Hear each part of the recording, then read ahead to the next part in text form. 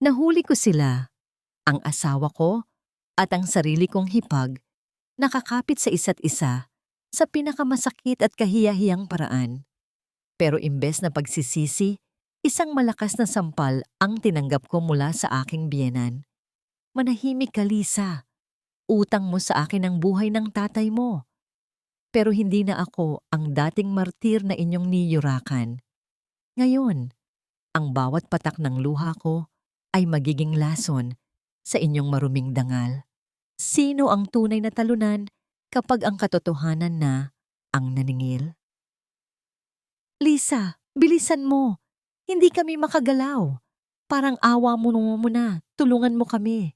Ang boses na yon ay galing kay Mark, ang lalaking pinangakuan ni Lisa ng kanyang habambuhay sa harap ng dambana. Ngunit ang tinig na dati ay nagbibigay sa kanya ng kaligtasan. Ngayon ay tila isang matalim na balisong na humihiwa sa kanyang pagkatao. Sa bawat pagsamo nito, may kasamang ungol ng sakit mula sa isang babae. Isang boses na kilalang kilala rin ni Lisa. Ang boses ni Elena, ang kanyang hipag. 5 minuto pa lang ang nakalilipas mula nang pumasok si Lisa sa kanilang tahanan. Bit-bit ang isang supot ng mainit na ensaymada na binili niya pa sa tanyag na panaderya malapit sa ospital. Katatapos lang ng kanyang 12 oras na shift bilang head nurse, pagod ang katawan, ngunit masaya ang puso dahil naisip niyang sorpresahin ang asawa. Nais niyang ipagdiwang ang munting promotion na natanggap niya sa trabaho. Isang bunga ng kanyang pagtitiyaga para sa kinabukasan ng kanilang pamilya.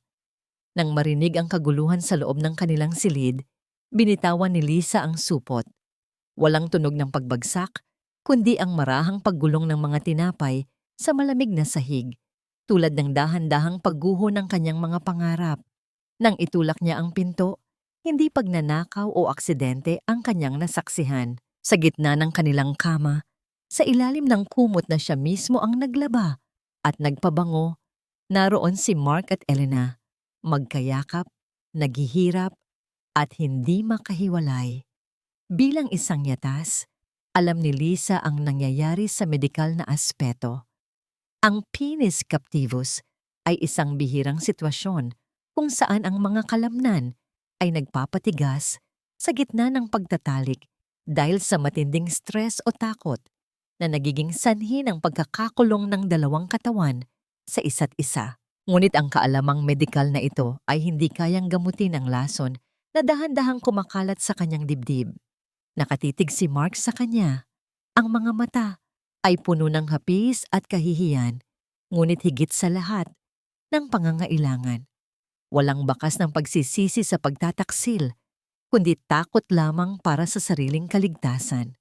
Si Elena naman ay nakabaon ang muka sa balikat ni Mark, umiiyak sa gitna ng matinding kirot na dulot ng kanilang kalaswaan. Nanigas ang mga paa ni Lisa sa tapat ng pintuan. Ang kanyang mga kamay, na sanay humawak ng karayom at magligtas ng buhay, ay nagsimulang manginig ng hindi kontrolado. Ang hangin sa loob ng silid ay tila naging malapot at mahirap lang hapin. Amoy ng pawis, pabango ni Elena, at ang malansang katotohanan ng pagkakanulo. Lisa, please, kumuha ka ng pamparelax na gamot. O kaya ay tumawag ka ng ambulansya. Muling pagsusumamo ni Mark, ang kanyang boses ay nanginginig sa takot na baka tuluyan na silang mabulgar sa buong barangay. Sa halip na kumilos, dahan-dahang tiningnan ni Lisa ang kanyang singsing sa daliri. Ang gintong kumikinang sa ilalim ng ilaw ng bumbilya ay tila nanunumbat.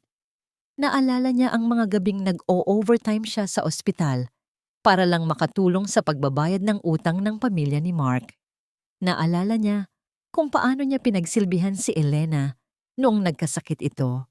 Itinuring na tunay na kapatid at pinagkatiwalaan ng susi ng kanilang tahanan.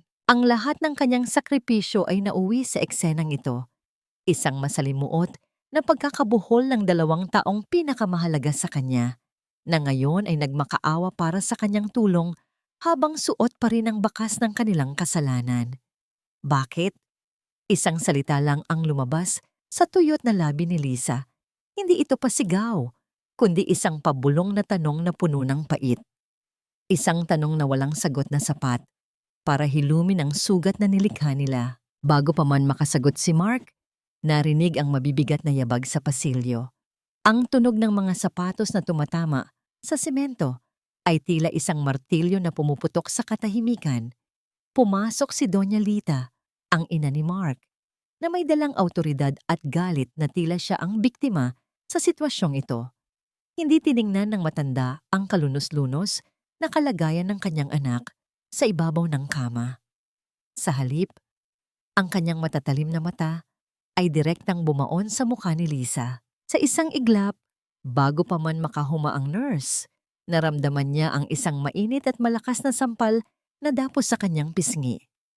Ang lakas ng impact ay nagdulot ng bahagyang pagkahilo kay Lisa at ang lasa ng bakal, ang sarili niyang dugo, ay nanatili sa loob ng kanyang bibig. Anong tinatayo-tayo mo dyan, Lisa? Bulyaw ni Doña Lita. Ang kanyang tinig ay puno ng puot at kawalang hiyaan. Tulungan mo ang asawa mo. Huwag kang tumunganga na parang timang. Kapag may nangyaring masama kay Mark o sa karangalan ng pamilyang ito, hinding-hindi kita mapapatawad. Napatitig si Lisa sa kanyang biyenan. Ang pisngi niya ay nagnininga sa sakit, ngunit ang mas matinding hapdi ay nagmumula sa katotohanang mas mahalaga pa rin para sa matanda ang itago ang baho ng anak kaysa sa nararamdamang pagkadurog ng kanyang puso. Nay, nagtataksil sila. Mahinang sabi ni Lisa, sinusubukang ipaalala ang realidad. Wala akong pakialam, putol ni Doña Lita habang dinuduro ang mukha ni Lisa. Ikaw ang asawa, Lisa. Kung naging sapat kang babae para sa anak ko, hindi niya kakailanganing humanap ng init sa iba. Utang mo sa akin ang lahat. Huwag mong kalimutang ako ang gumastos sa huling mga araw ng tatay mo sa ospital. Ngayon, gawin mo ang trabaho mo at manahimik ka bago ko tuluyang sirain ang buhay mo. Napahawak si Lisa sa gilid ng mesa. Ang kanyang mundo na binuo niya sa loob ng maraming taon sa pamamagitan ng tiyaga at pagmamahal ay tuluyan ng nagkapira-piraso. Ang mga tabletang gamot na nakakalat sa sahig ay tila mga piping saksi sa kanyang pagkatalo. Tumingin siya muli kay Mark at Elena, na ngayon ay mas lalong naghihirap sa sakit, at pagkatapos ay sa kanyang biyenan na tila isang halimaw na nagbabantay sa kanilang kasinungalingan. Sa gitna ng dilim at pait ng gabing iyon, isang tanong ang paulit-ulit na bumubulong sa isipan ni Lisa. Hanggang saan ba dapat magtiis ang isang pusong wala nang natira, kundi ang mga piraso ng sariling dignidad? Nanatili siyang nakatayo.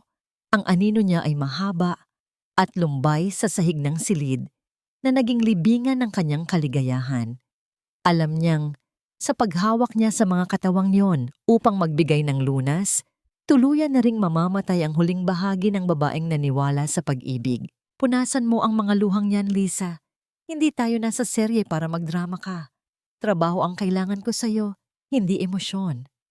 Ang boses ni Doña Lita ay tila isang malamig na hanging humahampas sa basang balat ni Lisa.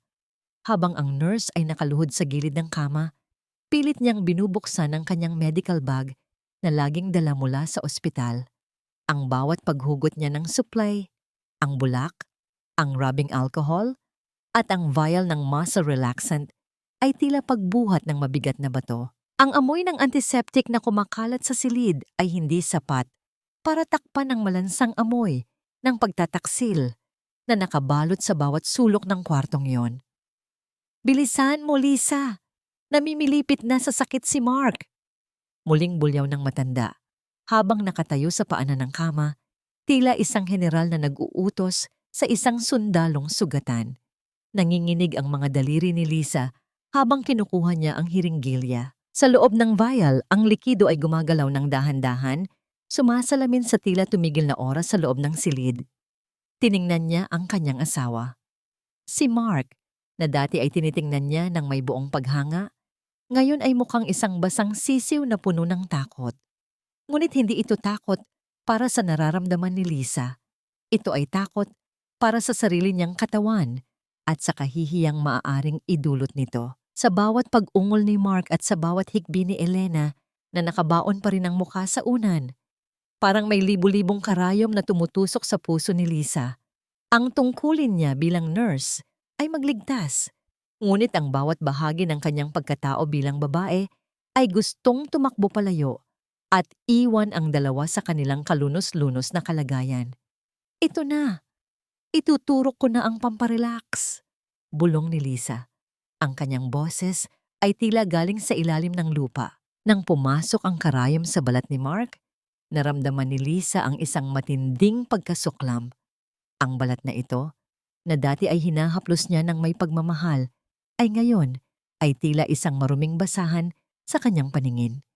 Pagkatapos ng ilang minuto, dahan-dahang naramdaman ang pagluwag ng mga kalamnan, ang pagkakakapit ng dalawang katawan na tila pinagsama ng isang sumpa ay unti-unting bumitaw. Ang tunog ng dahan-dahang paghihiwalay ng kanilang mga balat sa ilalim ng kumot ay nagdulot ng panibagong alon ng pagsusuka sa lalamunan ni Lisa.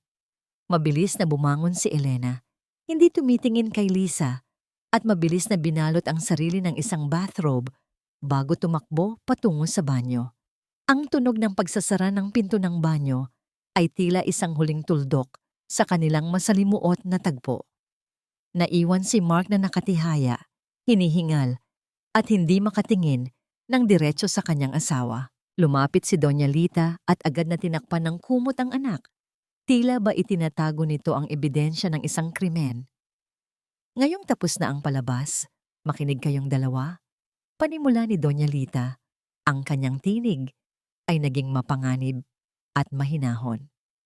Walang lalabas sa silid na ito tungkol sa nangyari. Lisa, lalo na ikaw. Isang salita mo lang sa labas. Hinding-hindi mo na makikita ang lisensya mo bilang nurse. Sisiguraduhin kong babagsak ka sa kangkungan. Pero Nay, niloko nila ako. Sa loob mismo ng bahay natin, sagot ni Lisa.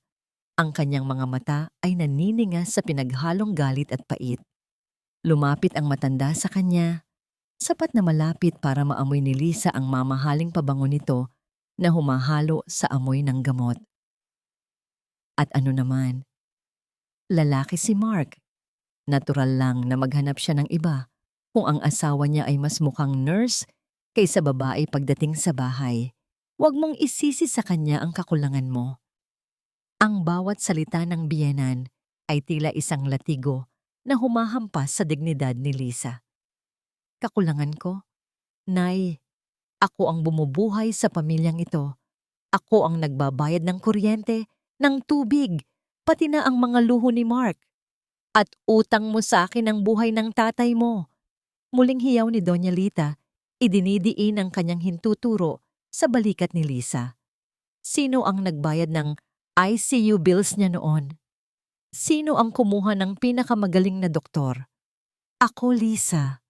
Ako ang nagligtas sa pamilya mo sa pagkakautang. Kaya ngayon, bayaran mo ako ng katahimikan mo. Manatili kang mabuting asawa, manatili kang martir, dahil iyan ang nararapat sa'yo. Napako si Lisa sa kanyang kinatatayuan. Ang bigat ng utang na loob ay tila isang kadena na nakapulupot sa kanyang leeg. Hinihigpitan ng kanyang paghinga hanggang sa wala na siyang magawa, kundi ang tumango ng bahagya. Tiningnan niya si Mark na ngayon ay nakaupo na sa gilid ng kama. Sa halip na humingi ng tawad, ang asawa niya ay tumingin sa kanya nang may halong iritasyon. Sana kasi Lisa, hindi ka na lang umuwi ng maaga. Hindi sana naging ganito kagulo. Ang kawalan ng pagsisisi sa boses ni Mark ang naging huling patak ng lason sa tasa ni Lisa. Tumalikod siya, kinuha ang kanyang gamit at lumabas ng silid. Ang bawat hakbang niya sa pasilyo ay tila paglalakad sa ibabaw ng mga basag na bubog. Ngunit nang makarating siya sa sala, tumigil ang kanyang mundo. Ang tunog ng pagpihit ng pintuan sa harap ay nagpalingon sa kanya. Doon, nakatayo ang isang lalaking may bitbit na malaking balikbayan box. Ang mukha ay pagod, mula sa mahabang biyahe ngunit may dalang malawak na ngiti. Si Dante. ang asawa ni Elena, ang kuya ni Mark na matagal nang nagtatrabaho sa Dubai. Surprise! Lisa, bakit gising ka pa? Nasaan si Elena? Gusto ko siyang isurpresa. Masayang bati ni Dante. Hindi alam na ang sorpresang sasalubong sa kanya ay mas matindi pa sa anumang dala niyang pasalubong. Napatingin si Lisa sa itaas ng hagdan, kung saan dahan-dahang lumalabas si Doña Lita na may pekeng ngiti. At sa pinto ng silid, kung saan naroon pa rin ang bakas ng pagtataksil ng kanilang mga asawa. Ang kanyang lalamunan ay natuyo, at ang tanging naririnig niya ay ang mabilis na tibok ng SAR. Ang bilis ng tibok ng puso ni Lisa ay tila isang tambol na nagbababala ng nalalapit na sakuna. Nakatayo si Dante sa gitna ng sala, amoy ng biyahe at puno ng pananabik. Habang ang balikbayan box na nasa kanyang paanan ay tila isang kaban ng mga pangarap na binuo niya sa loob ng ilang taon sa disyerto ng Dubai. Dante, bakit ngayon ka lang? Akala namin ay sa susunod na buwan pa ang uwi mo. Wika ni Doña Lita habang pababa ng hagdan. Ang kanyang boses ay naging malambing at puno ng pekeng kagalakan. Isang kabaligtaran ng boses na ginamit niya kay Lisa kanina lamang. Gusto ko pong isorpresa si Elena. Nay, nag-early exit po ako para sa aming anniversary. Sagot ni Dante.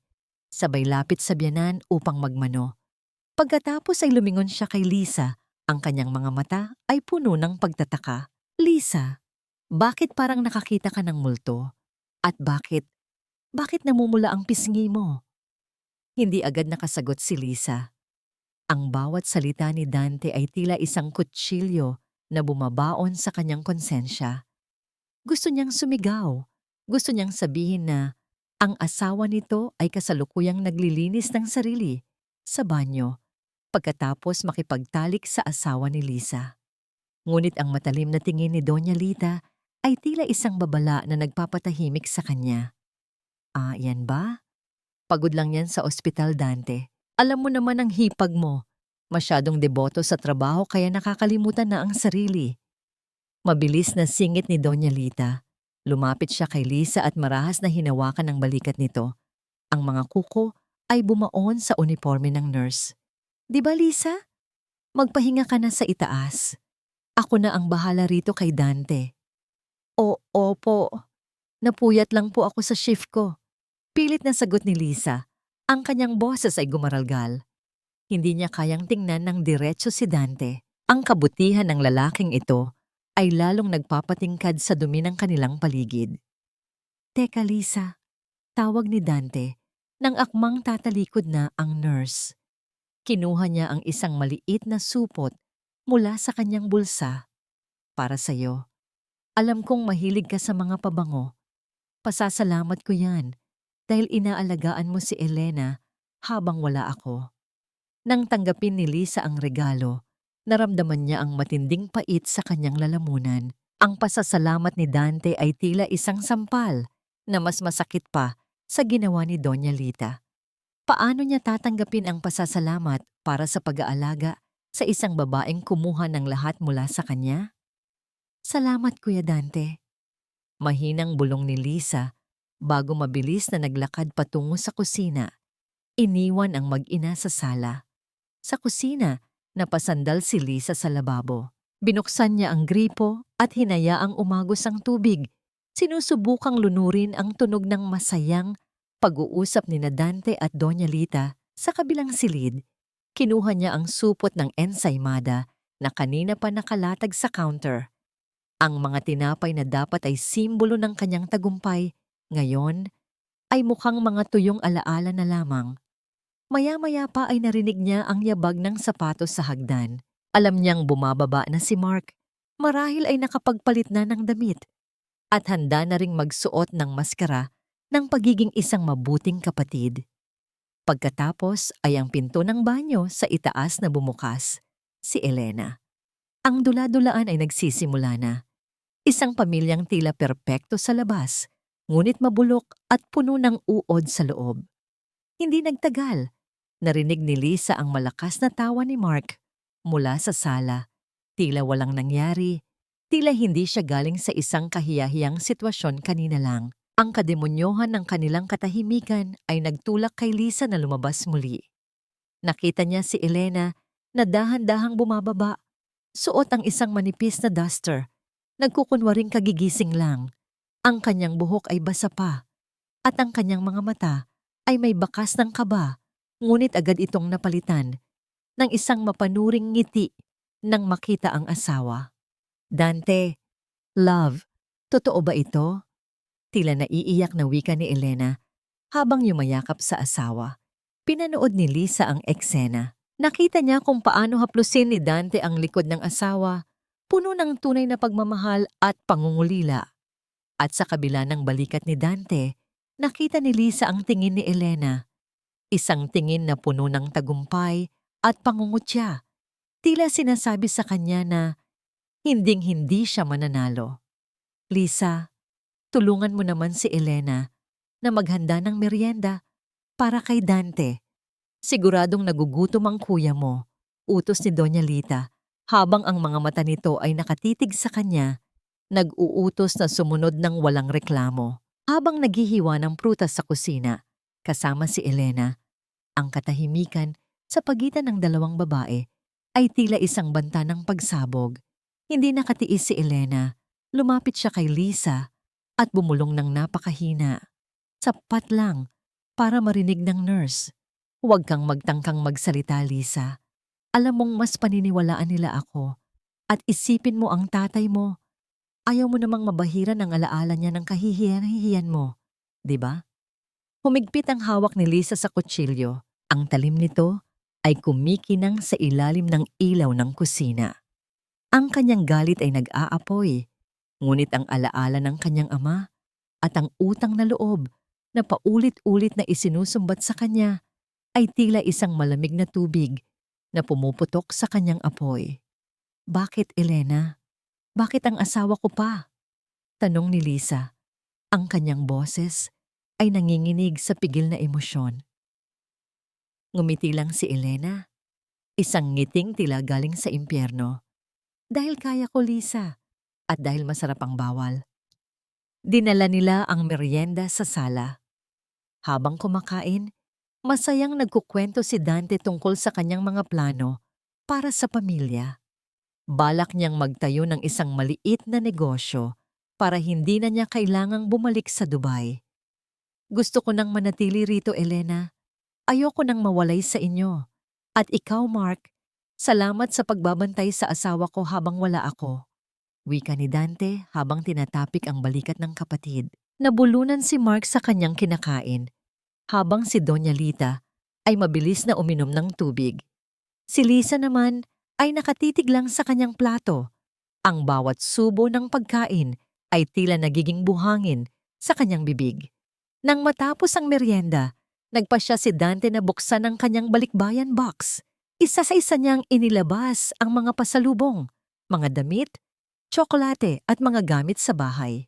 Ngunit nang maabot niya ang pinakailalim ng kahon, may nakuha siyang isang maliit na plastic bag na tila nahulog mula sa ibang gamit. Ano ito? Tanong ni Dante habang tinitingnan ang laman ng plastic. Nanlaki ang mga mata ni Elena at Mark.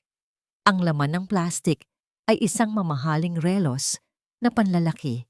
Isang relos na alam ni Lisa na pag-ari ni Mark na matagal na nitong sinasabing nawawala. Ito ba ang relos mo, Mark? Tanong ni Dante habang tinitingnan ang ukit sa likod nito. Bakit ito nandoon sa mga gamit ni Elena na ipinadala niya sa akin noong nakaraang buwan? Ang katahimikan sa sala ay naging nakakabingi. Ang bawat hininga ay tila tumigil at ang hangin ay naging puno ng tensyon na tila isang huling hibla ng sinulid na malapit ng maputol. Ang katotohanan ay parang anay, tahimik na kinakain ang pundasyon ng bahay hanggang sa isang araw, bigla na lang itong guguho sa gitna ng iyong pagtulog. Nanatiling nakatitig si Dante sa relos na hawak niya. Ang gintong kulay nito ay tila nanunuya sa ilalim ng maliwanag na ilaw ng sala. Tumingin siya kay Mark, pagkatapos ay kay Elena, na ngayon ay tila nawalan ng kulay ang mukha. Ang katahimikan sa loob ng bahay ay naging kasing bigat ng isang paparating na bagyo kung saan ang bawat segundo ng paghihintay ay parang isang paghinto ng hininga. Iyan ba? Ang boses ni Doña Lita ang bumasag sa katahimikan. Tumawa siya ng pilit, isang tunog na tila kalansing ng mga sirang barya. Nakalimutan mo na ba, Dante? Ipinahiram yan ni Mark kay Elena nung nakaraang buwan. Sira kasi ang relo ng asawa mo at kailangan niya ng magagamit sa isang pagtitipon. Marahil ay naisama niya sa pag-empake ng hindi sinasadya. Ipinahiram, kunot noong tanong ni Dante. Pero Mark, di ba paborito mo ito? Sabi mo noong huli tayong nag-usap sa video call, hindi mo ito hinihiwalay sa iyong bisig dahil pamana pa ito ni Papa? Napalunok si Mark. Ang kanyang mga mata ay mabilis na gumala sa silid bago tumigil sa kanyang ina, humihingi ng tulong. Oo po, kuya. Pero alam mo naman si Elena, paborito ni nanay. Noong nakiusap siya, hindi ko na nahindian. Nakakahiya naman kung tatanggihan ko ang sarili kong hipag, di ba? Pinanood ni Lisa ang bawat galaw nila. Ang kanyang puso ay punong-puno ng pagkasuklam. Hanggang saan ang hangganan ng kanilang mga kasinungalingan? Ang bawat salitang lumalabas sa bibig ni Mark at Doña Lita ay tila mga uod na gumagapang sa kanyang balat. Tumingin siya kay Elena na ngayon ay dahan-dahang humahawak sa braso ni Dante, muling nagsusuot ng maskara ng isang inosenteng asawa. Pasensya na, love. Malambing na sabi ni Elena kay Dante. Masyado lang akong naging abala sa pag-empake ng mga pasalubong para sa'yo, kaya hindi ko na napansin na naisama ko pala ang relo ni Mark. Huwag mo na kaming pag-isipan ng masama. Huminga ng malalim si Dante. Bagamat may bahid pa rin ang pagtataka sa kanyang mga mata, dahan-dahan niyang itinabi ang relos. Sige, kung yan ang sabi ninyo, akala ko lang ay may hindi kayo sinasabi sa akin. Ang mga salitang yun ni Dante ay tila isang babala. Hindi na nakatiis si Lisa. Ang bigat sa kanyang dibdib ay tila sasabog na kung mananatili pa siya sa silid na yon. Tumayo siya ng marahan. Ang kanyang mga binti ay tila gawa sa tingga.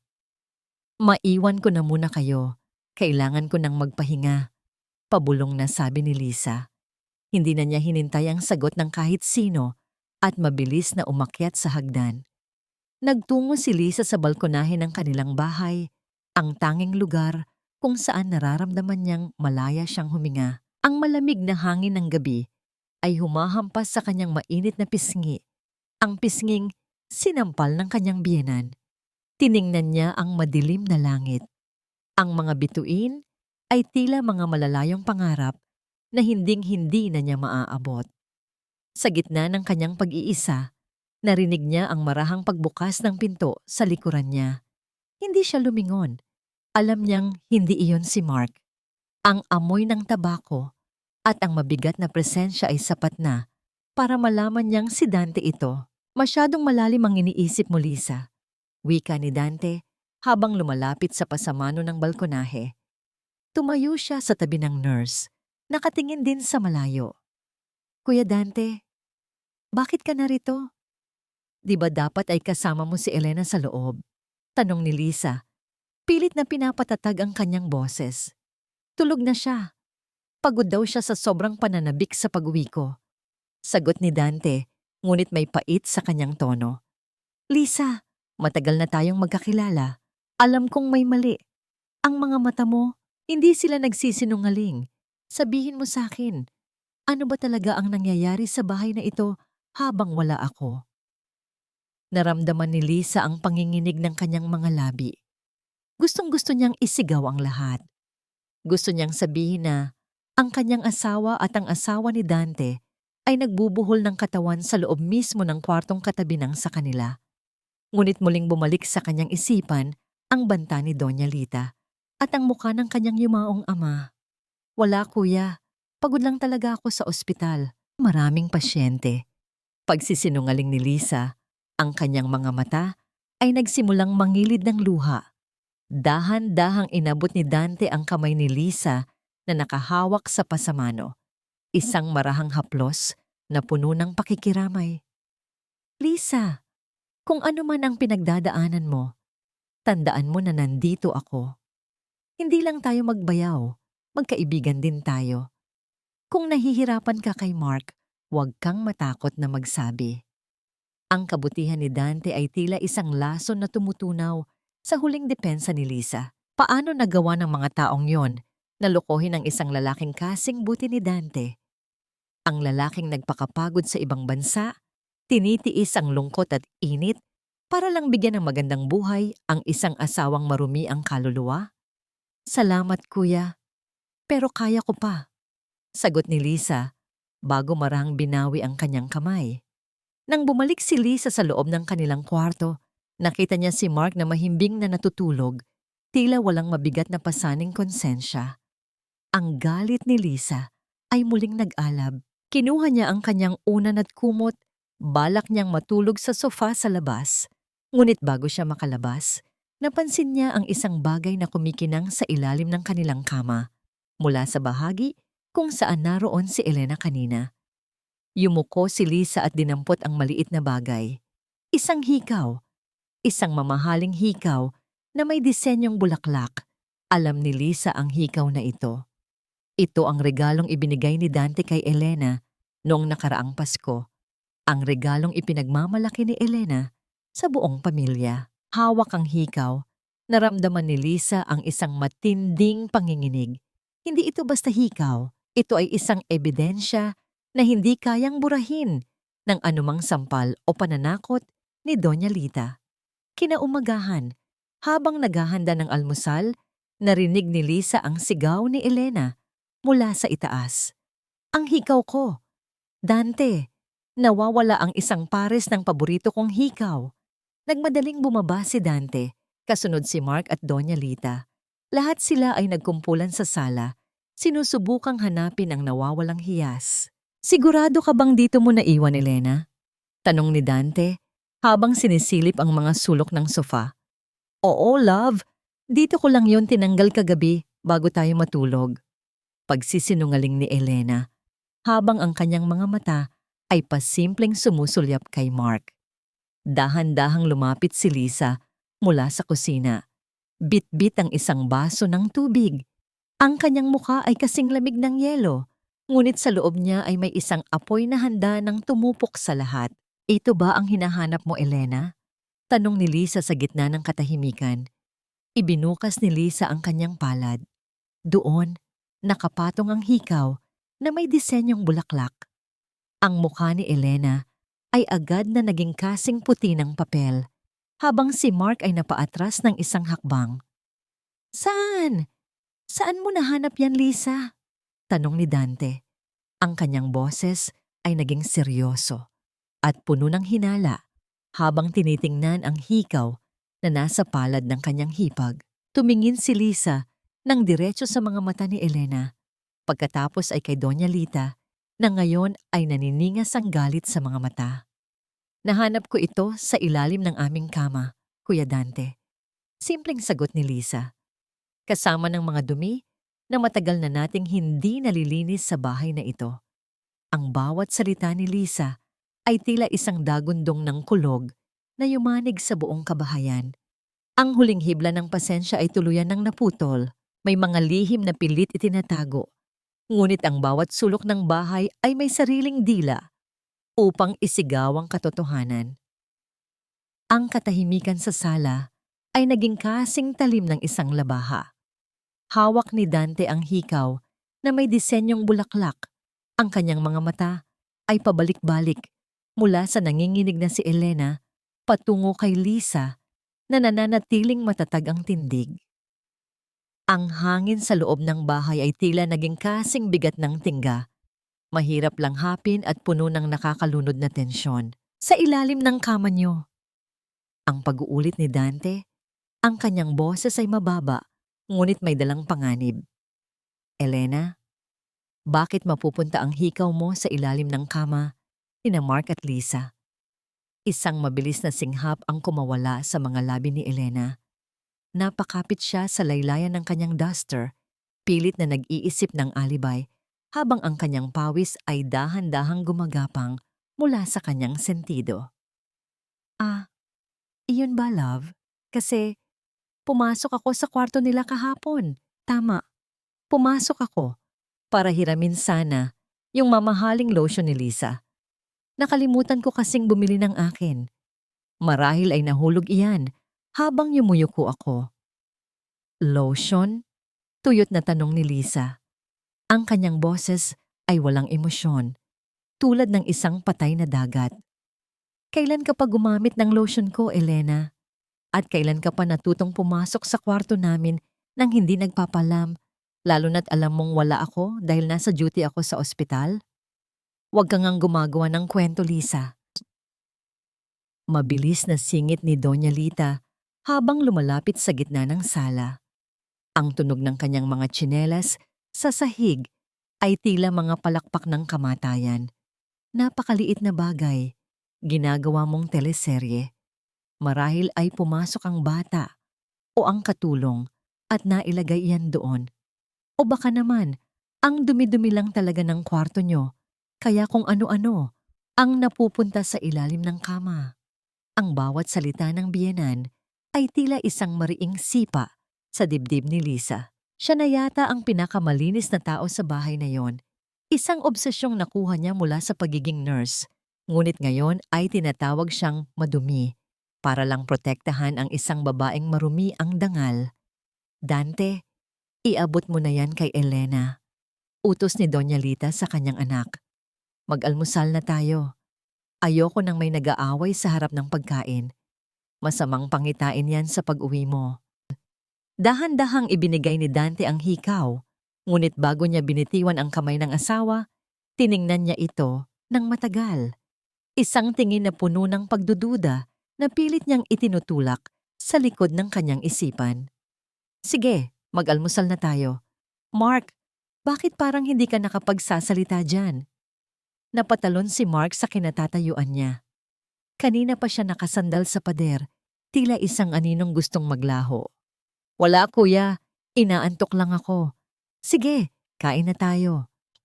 Sa hapagkainan, ang tunog lamang ng mga kubyertos na tumatama sa porselanang plato ang naririnig. Ang bawat kalansing ay tila isang babala. Pinanood ni Lisa kung paano asikasuhin ni Elena si Dante, nilalagyan ng pagkain ng plato nito habang pasimpleng sumusulyap kay Mark. Ang bawat tawa ni Elena ay tila isang kuko na kumakamot sa sugat ni Lisa. Pagkatapos ng almusal, inutusan ni Doña Lita si Lisa na magligpit ng mesa habang ang iba ay nagtungo sa sala para magbukas pa ng mga balikbayan box. Nang mag-isa na lang si Lisa sa kusina, pumasok si Elena. Hindi na ito ang takot na babae kanina sa sala. Ngayon ay suot na naman nito ang kanyang mapang-uyam na ngiti. Lumapit si Elena sa lababo. Tumayo sa tabi ni Lisa habang naguhugas ito ng pinggan. Akala mo ba ay mananalo ka, Lisa? Isang hikaw lang yon. Marami pa akong rason na pwedeng ibigay kay Dante. Mahal na mahal ako ng asawa ko. At hinding-hindi niya paniniwalaan ang isang katulad mong mukhang losyang nasa trabaho. Hindi sumagot si Lisa. Itinuon niya ang kanyang pansin sa tubig na dumadaloy sa kanyang mga kamay. Sinusubukang hugasan ang dumi na nararamdaman niya sa kanyang paligid. At alam mo ba kung ano ang mas matindi? Bulong ni Elena. Ang kanyang boses ay puno ng kamandag. 3 linggo na akong hindi dinadalaw ng buwanan ko, Lisa. Sa tingin mo, kanino itong dinadala ko? Kay Dante na halos 2 taon na wala. O kay Mark na gabi-gabing tumatabi sa akin kapag wala ka? Halos mabitawan ni Lisa ang hawak na baso. Ang balitang yon ay tila isang malakas na pagsabog sa loob ng kanyang ulo. Ang posibilidad na magkakaanak si Mark sa ibang babae, sa asawa pa ng sarili niyang kapatid, ay isang antas ng pagtataksil na hindi niya kayang maarok. Huwag kang mag-alala, Lisa, patuloy ni Elena habang hinahaplos ang sariling tiyan. Kapag napatunayan kong buntis ako, sisiguraduhin kong ikaw ang unang lalabas sa bahay na ito. Dahil ang pamilyang ito ay kailangan ng isang tagapagmana, hindi ng isang baog na nurse na walang ibang alam, kundi magbilang ng dextrose. Tumalikod si Elena at lumabas ng kusina. Iniwan si Lisa na nanginginig ang buong katawan. Ang bawat tibok ng puso ni Lisa ay tila isang pagsusumamo para sa katarungan. Sa gitna ng kanyang panginginig, naramdaman niya ang isang presensya sa pintuan ng kusina. Si Dante. Naroon siya, nakatayo, nakatingin sa likod ni Elena na palayo. At pagkatapos ay kay Lisa na tila isang kandilang malapit ng mapundi. Lisa, tawag ni Dante. Ang kanyang boses ay puno ng lungkot at isang uri ng pangunawa na hindi maipaliwanag. Nakita ko kung paano kanya kausapin. Hindi ko naririnig ang lahat, pero alam kong hindi yun maganda. Sabihin mo sa akin, ano ba talaga ang itinatago niyo sa akin? Tumingin si Lisa kay Dante. Gusto niyang sumabog. Gusto niyang sabihin na ang sanggol na posibleng dinadala ni Elena ay isang bunga ng kasalanan. Ngunit bago siya makapagsalita, lumitaw si Doña Lita sa likuran ni Dante. Dante, halika rito. Tinatawag ka ng kapatid mo. May ipapakita siyang bago niyang bili na kagamitan. Wika ng matanda habang ang kanyang mga mata ay nagbabanta kay Lisa. Hayaan mo na ang hipag mo. Marami pa siyang gagawin. Dahan-dahang tumalikod si Dante, ngunit ang kanyang mga balikat ay tila may pasang mabigat na daigdig. Nang makaalis ang lalaki, lumapit si Doña Lita kay Lisa at hinawakan ang kanyang panga ng napakahigpit. Isang salita pa tungkol sa mga hinala mo, Lisa, at sisiguraduhin kong hindi ka lang mawawalan ng trabaho. Sisiguraduhin kong ipapakulong kita sa pagnanakaw ng mga alahas ko na itatanim ko sa gamit mo. Huwag mong susubukan ang pasensya ko. Binitawan ng matanda si Lisa ng may pandidiri. Naiwan si Lisa sa gitna ng kusina, habang ang tunog ng tulo ng tubig mula sa gripo ay tila isang orasan na nagbibilang ng nalalabi niyang oras sa bahay na yon. Ngunit sa ilalim ng kanyang takot, may isang bagong damdamin na nagsisimulang mabuo. Isang malamig at matalim na determinasyon. Hindi na siya ang Lisa na martir. Hindi na siya ang Lisa na nagpapadikta sa utang na loob. Kung ang bahay na ito ay puno ng anino, siya ang magsisilbing liwanag na maglalantad sa lahat ng kanilang dumi. Ang ulan ay hindi sapat upang hugasan ang mantsa ng pagtataksil. Minsan, ang bawat patak nito ay tila mga luhang sumasama sa agos ng ating mga pangarap na nalunod na sa putik. Gabi na at ang langit ay nagngangalit. Ang tunog ng malakas na ulan na humahampas sa bubong na yero ay tila isang walang katapusang hagupit ng kalikasan sa katahimikan ng gabi. Nakatayo si Lisa sa maliit na balkonahe sa likod ng bahay, malayo sa mga mata ni Doña Lita at sa mapanuring tingin ni Elena. Ang lamig ng hangin ay tumatagos sa kanyang manipis na sweater, ngunit mas malamig ang pakiramdam ng kanyang mga kamay na nakakapit sa pasamano. Dahan-dahan siyang umiiyak. Ang kanyang mga balikat ay nanginginig sa bawat pigil na hikbi. Sa bawat kidlat na gumuguhit sa langit, nakikita niya ang eksena sa kanyang isipan, ang kanyang asawa at ang kanyang hipag, magkayakap sa gitna ng kasalanan. Isang marahang pag-ubo ang narinig niya sa kanyang likuran. Nagmadali si Lisa na pahira ng kanyang mga mata gamit ang likod ng kanyang palad. Ngunit huli na ang lahat. Nakatayo na sa dilim si Dante, hawak ang isang baso ng mainit na kape at may dalang isang malinis at puting panyo. Lisa! Tawag niya. Ang kanyang boses ay malalim at may dalang hapdi. Huwag mong pigilin. Minsan, mas nakakalunod ang mga luhang hindi inilalabas. Inabot ni Dante ang panyo sa kanya. Nanatiling tahimik si Lisa habang tinatanggap ito. Ang amoy ng kape at ang presensya ni Dante ay nagbigay ng isang munting hoyam sa gitna ng bagyo. Kuya Dante, pasensya na. Masyado lang akong naging emosyonal dahil sa pagod sa ospital. Pagsisinungaling ni Lisa, kahit alam niyang hindi na ito epektibo. Huminga ng malalim si Dante at tumayo sa tabi niya. Nakatingin din sa ulan na bumabagsak sa bakura.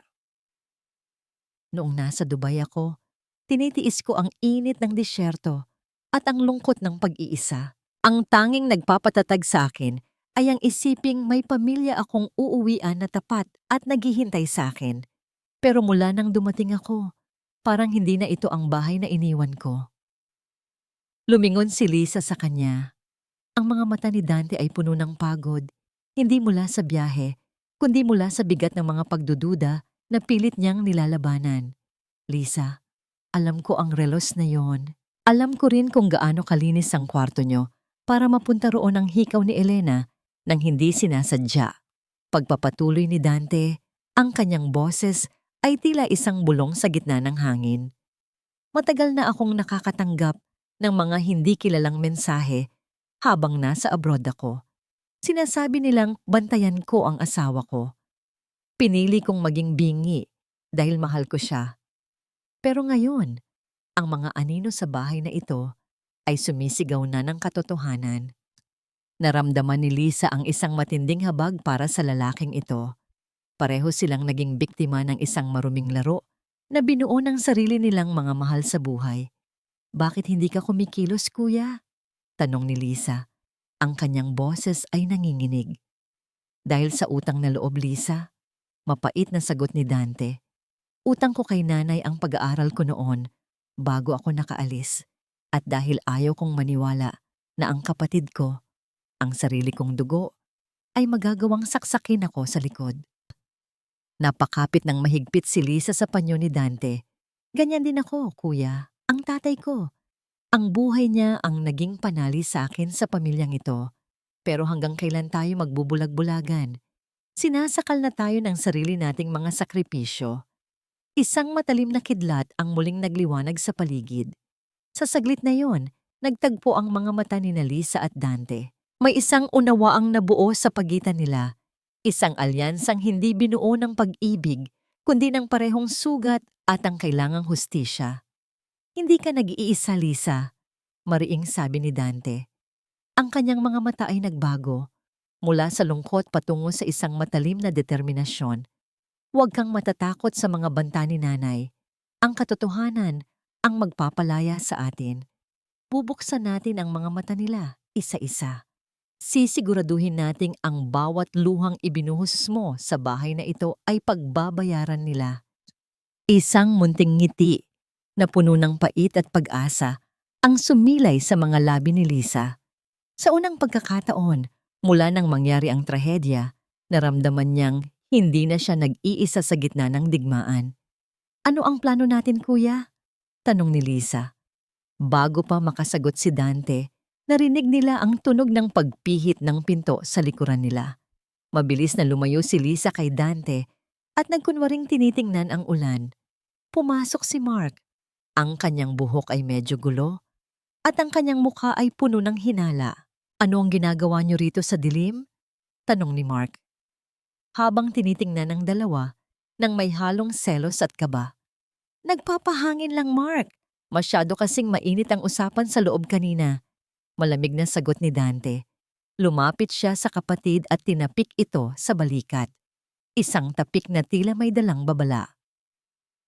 Mabuti pa ay pumasok na kayo ni Lisa. Baka sipunin ang asawa mo. Mahirap na. Nurse pa naman siya. Baka siya naman ang kailangan nating alagaan. Hinila ni Mark ang braso ni Lisa ng medyo marahas. Tara na sa loob.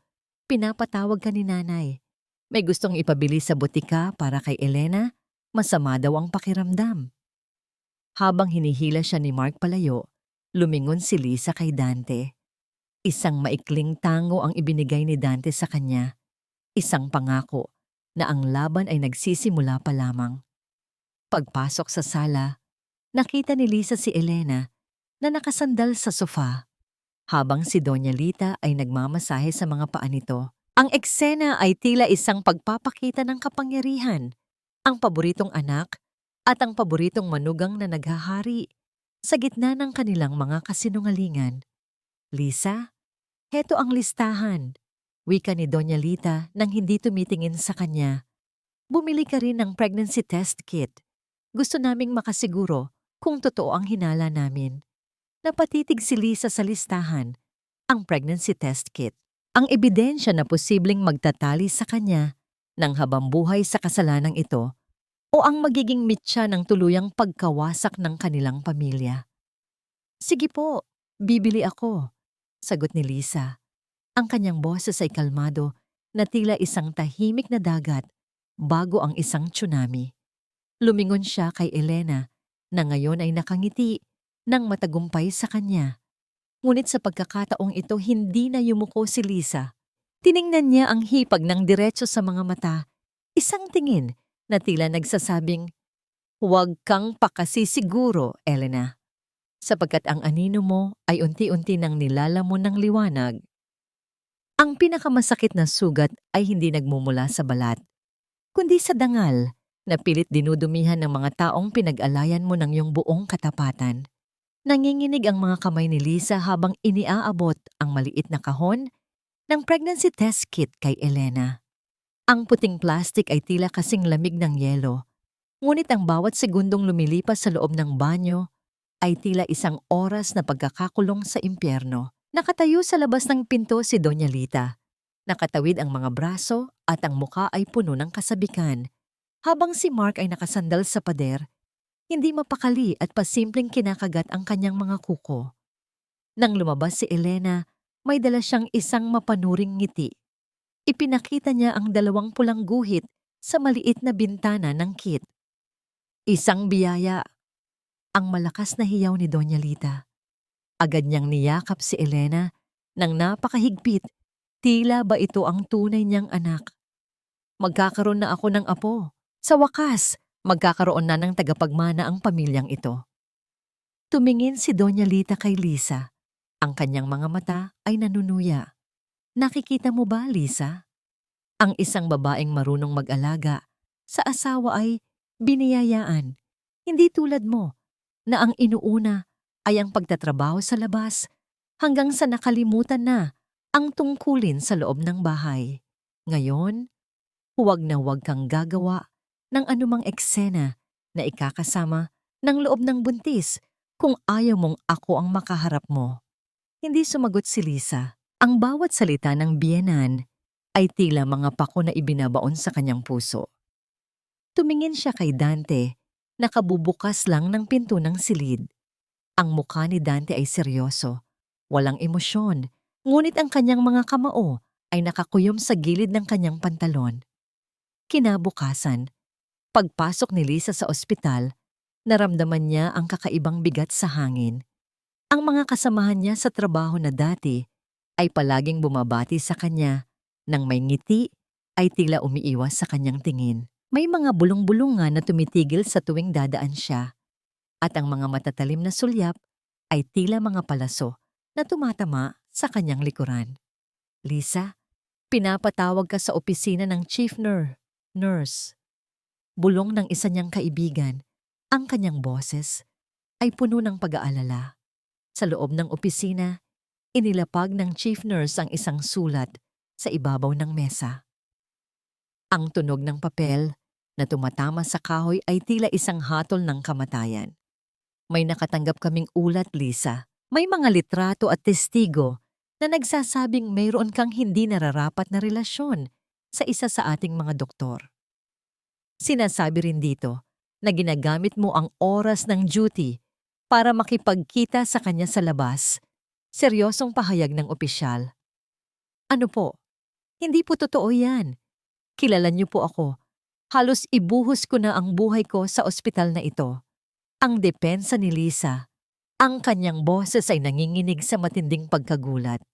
"Pasensya na, Lisa, pero kailangan ka naming isuspinde habang gumagawa kami ng investigasyon. Malaking dungis ito sa reputasyon ng ating institusyon."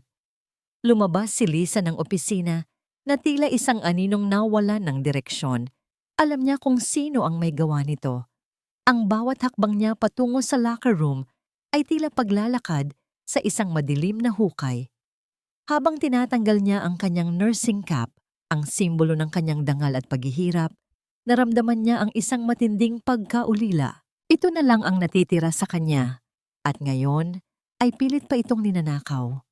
Pag-uwi niya sa bahay, sinalubong siya ng mga mapanuring tingin ng mga kapitbahay. Ang mga tsismis ay tila mabilis na apoy na kumalat sa kanilang barangay. Iyan pala ang nurse na nambubulag sa asawa. Ang dinig niyang bulong ng isang matanda sa tindahan. Pumasok si Lisa sa sala at doon ay nakita niya si Doña Lita na nagbabasa ng dyaryo. Tila walang alam sa nangyayari. "Ne, bakit niyo ginawa ito? Bakit niyo dinadamay ang trabaho ko?" Ang tanong ni Lisa. Ang kanyang mga luha ay tuluyan ng bumuhos. Ibinaba ni Doña Lita ang dyaryo at tumingin kay Lisa nang may isang mapanganib na ngiti. "Ginawa ko lang ang nararapat para protektahan ang anak ko. Kung maghihiwalay kayo, sisiguraduhin kong ikaw ang lalabas na masama. Sisiguraduhin kong wala kang mapupuntahan, walang trabahong tatanggap sa'yo, at walang taong maniniwala sa'yo para kapag iniwan mo si Mark, wala kang dala, kundi ang dumi ng iyong pangalan." Napaupo si Lisa sa sahig. Ang kanyang mundo ay tuluyan ng gumuho, ngunit sa gitna ng kanyang kawalan ng pag-asa, naalala niya ang isang lumang kahon ng kanyang tatay na itinago niya sa ilalim ng cabinet sa kusina. Sa gitna ng kanyang paghahanap ng lakas, muli niyang binuksan ang kahon. Doon, sa ilalim ng mga lumang reseta, ay may isang maliit na notebook na may mga sulat ng kanyang ama bago ito mamatay. May isang pangalan doon na nakasalungguhit ng maraming beses. Aling Marta. Naalala ni Lisa, si Aling Marta ang dating head nurse sa ospital kung saan na-confine ang kanyang tatay. Ang babaeng bigla na lang nawala matapos ang operasyon. Dahil sa tulong ng mga impormasyong ibinigay ni Dante sa kanya tungkol sa mga lumang kakilala ng pamilya, nahanap ni Lisa ang tirahan ni Aling Marta sa isang liblib na lugar sa labas ng bayan. Ang paglalakbay patungo roon ay puno ng kaba, habang ang bawat patak ng ulan sa bintana ng sasakyan ay tila nagbibilang ng kanyang natitirang lakas. Nang makaharap niya ang matandang babae, ang mga mata ni Aling Marta ay tila puno ng takot nang marinig ang pangalan ni Doña Lita. "Lisa, anak, matagal ko nang gustong sabihin sa iyo ang totoo." Ang pabulong na wika ni Aling Marta. Ang kanyang boses ay nanginginig sa gitna ng katahimikan ng kanyang munting dampa. "Ang operasyon ng tatay mo, hindi yun libre. At hindi si Doña Lita ang nagbayad ng lahat ng bill. Sa katunayan, ang perang ginamit niya ay galing sa insurance ng tatay mo na siya mismo ang lihim na kumuha at pinalabas na sa kanya galing." Napatigil ang tibok ng puso ni Lisa. Ngunit ang susunod na sinabi ni Aling Marta ang tuluyang nagpabago sa kanyang buhay. "Pero hindi lang yon, Lisa. Ang tatay mo, hindi sana siya namatay kung hindi dahil sa utos ni Doña Lita na itigil ang suporta sa kanyang gamot para mas mabilis makuha ang pera ng insurance." Ang katahimikan sa loob ng dampa ay naging kasing bigat ng isang libingan. Ang utang na loob na naging kadena ni Lisa sa loob ng maraming taon ay hindi pala isang antin, kundi isang duguang kasinungalingan. Ang akala kong anghel na nagligtas sa aking ama ay siya palang demonyong kumuha ng kanyang huling hininga. Ang bawat salitang binitiwan ni Aling Marta ay tila mga tipak ng yelo na bumabagsak sa kaluluwa ni Lisa. Sa loob ng maliit at madilim na dampa, ang tanging maririnig ay ang huni ng mga kuliglig sa labas at ang gumaralgal na paghinga ni Lisa. Hawak niya ang lumang notebook. Ang mga pahina nito ay nanilaw na sa panahon, ngunit ang mga nakasulat doon ay nananatiling sariwa at kasing talim ng kamatayan. Ito ang logbook ng mga gamot noon, Lisa. Nanginginig na paliwanag ni Aling Marta habang itinuturo ang isang petsa. Dito nakasulat na ipinatigil ni Doña Lita ang pag-order ng maintenance medication ng tatay mo. Sabi niya, wala na raw pambayad. Pero alam ko, noong araw na yon, natanggap na niya ang tseke mula sa insurance company na nakapangalan sa kanya bilang trustee. Napahawak si Lisa sa kanyang dibdib. Ang bawat tibok ng kanyang puso ay tila isang pagsusumamo para sa hangin. Naalala niya kung paano siya lumuhod sa harap ni Doña Lita noon. Umiiyak at nagpapasalamat Dahil sa kabutihang loob nito, naalala niya ang bawat gabing hindi siya natutulog, ang bawat pasyenteng inalagaan niya ng higit sa sarili niya. Para lang mabayaran ang isang utang na sa simulat sa pool ay isa palang nakakasulasok na panlilinlang. Ang utang na loob na naging tanikala sa kanyang leeg sa loob ng maraming taon ay biglang naputol. Ngunit ang kapalit nito ay isang matinding hapdi na tila sinusunog ang kanyang pagkatao. Bakit niyo lang ito sinabi ngayon? Tanong ni Lisa. Ang kanyang boses ay tila galing sa isang malalim na balon. Natakot ako, anak. Alam mo ang kapangyarihan ni Doña Lita. Pinagbantaan niya ang pamilya ko. Pero matanda na ako, Lisa. Ayokong dalhin sa hukay ang kasalanang ito. Tikbi ng matanda. Lumabas si Lisa ng dampa nang hindi man lang lumingon. Ang ulan ay tumigil na. Ngunit ang lupa ay nananatiling maputik at madulas. Ang bawat hakbang niya patungo sa kalsada ay puno ng puot. Ang kanyang pagkatao ay tila naging bato, malamig, matigas, at handang bumasag sa kahit anong humarang sa kanya. Pagdating niya sa kanilang tahanan, ang liwanag mula sa mga bintana ay tila nanunuya. Pumasok siya sa sala at agad na bumungad sa kanya ang amoy ng alak. Naroon si Mark sa sofa, may hawak na baso at tila kanina pa naghihintay. Saan ka galing, Lisa? Gabi na. You look like a mess. Wika ni Mark. Ang kanyang boses ay gumaralgal dahil sa kalasingan. Tumayo siya ng pasuray-suray at lumapit sa asawa. At ano itong balitang sinuspinde ka sa ospital? You're such a disappointment, Lisa. Wala ka na ngang maibigay na anak. Pati ang trabaho mo nawala pa. Tiningnan ni Lisa si Mark ng diretso sa mga mata. Wala na ang takot. Wala na ang pagmamahal. Ang tanging nakikita niya ay ang anak ng babaeng pumatay sa kanyang ama. Huwag mo akong hawakan, Mark. Malamig na banta ni Lisa nang akmang hahawakan nito ang kanyang braso. Aba, lumalaban ka na. Matapos kitang buhayin at bigyan ng pangalan. Galit na sigaw ni Mark. Itinulak niya si Lisa ng malakas. Naging sanhi upang tumama ang balikat ng babae sa gilid ng mesa. Isang tunog ng pagkabagok ang umalingaw-ngaw sa tahimik na sala. Huwag mong kakalimutan na wala ka kung wala ang pamilya ko. Susugod muli si Mark, ang kanyang kamao ay nakakuyom. Ngunit bago pa man niya madampian muli si Lisa, isang malakas na kamay ang humablot sa kanyang braso at marahas siyang pinihit palayo. Si Dante. Naroon siya, ang mga mata ay nag-aapoy sa galit na matagal na niyang kinikimkim. Tama na, Mark. Subukan mong saktan muli ang asawa mo at ako ang makakalaban mo. Ang dagundong ni Dante. Ang kanyang presensya ay tila isang pader na humarang sa pagitan ni Lisa at ng panganib. Kuya, huwag kang makialam dito. Asawa ko siya. Bulyaw ni Mark. Sinusubukang bawiin ang kanyang kamay. Wala akong pakialam kung asawa mo siya. Wala kang karapatang saktan siya. Isang marahas na tulak ang ibinigay ni Dante kay Mark na naging sanhi upang mapaupo ang huli sa sofa. Lumapit si Dante kay Lisa. Ang kanyang boses ay biglang lumambot. Lisa, ayos ka lang ba? Nasaktan ka ba?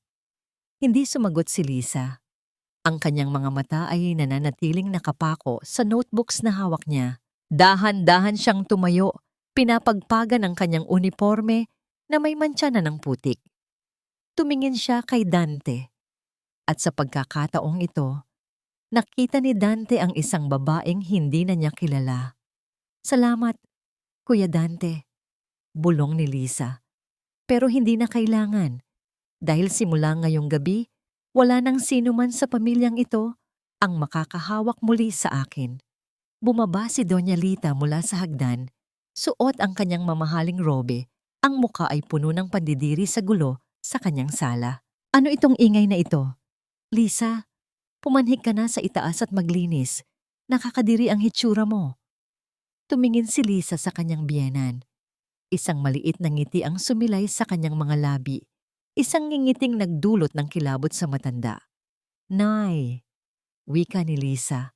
Ang kanyang tono ay mapanganib na mahinahon. Gusto niyo po bang pag-usapan natin ang tungkol sa insurance ng tatay ko? O baka mas gusto niyong pag-usapan natin si Aling Marta? Ang mukha ni Doña Lita ay biglang nawalan ng kulay. Ang kanyang mga labi ay nangatal at ang kanyang kamay na nakahawak sa railings ng hagdan ay nagsimulang manginig.